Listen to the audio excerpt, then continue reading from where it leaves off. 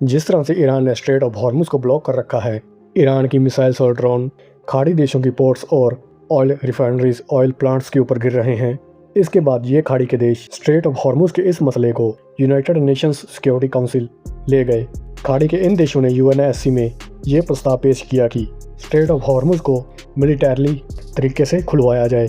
वहीं इसके विरोध में रूस, चीन, फ्रांस ने वीटो कर दिया, क्योंकि इन देशों का यहाँ पर यह मानना है ऐसे में खाड़ी युद्ध का खतरा और भी बढ़ सकता है, जिसमें कई सिविलियंस मारे जा सकते हैं।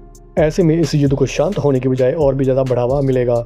वहीं यूएनएससी में स्थायी ही नहीं बल्कि अस्थायी सदस्यों में भी इस प्रस्ताव को लेकर सहमति नहीं बन पा रही। वहीं रूस का तो ये समझ में आता है कि उन्होंने इस प्रस्ताव के ऊपर वीटो कर दिया, क्योंकि स्ट्रेट ऑफ हॉर्मुज ब्लॉक हो या अनब्लॉक, रशिया को फर्क नहीं पड़ने वाला। बट इसके ब्लॉक होने से अगर यूएस के ऊपर प्रेशर बन रहा है तो रूस इस प्रस्ताव के ऊपर वीटो करेगा। मगर इस स्ट्रेट के ब्लॉक होने की वजह से चाइना को भी काफ़ी नुकसान हो रहा है। बट चाइना के नुकसान से ज़्यादा अगर यूएस को नुकसान हो रहा है तो चाइना को इससे कोई हर्ज नहीं।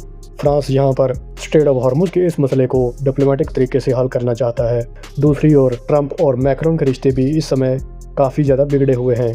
फ्रांस ने अपने एयर स्पेस में यूएस मिलिट्री एयरक्राफ्ट के लिए सिक्योरिटी क्लियरेंस जरूरी कर दी है। ट्रंप यहाँ पर मैक्रोन को बोल रहे हैं कि उनकी वाइफ उनके साथ अच्छा बर्ताव नहीं करती। वहीं मैक्रोन साउथ कोरिया से ये बोल रहे हैं कि दुनिया चाइना के साथ साथ यूएस से अपनी डिपेंडेंसी कम करना चाहती है। जिस तरह से यूएनएससी में खाड़ी देशों के इस प्रस्ताव को खारिज कर दिया गया है, तो क्या अब खाड़ी के ये देश यूएस के साथ मिलकर स्ट्रेट ऑफ हॉर्मुज को खुलवाएंगे, या जिस तरह से यूके का कहना है कि वो 35 देशों के साथ मिलकर ईरान के साथ सीधे तौर पर बातचीत करके इस समस्या का हल सुलझाएंगे और यूके के इस प्रस्ताव के साथ खाड़ी के ये देश भी शामिल होंगे।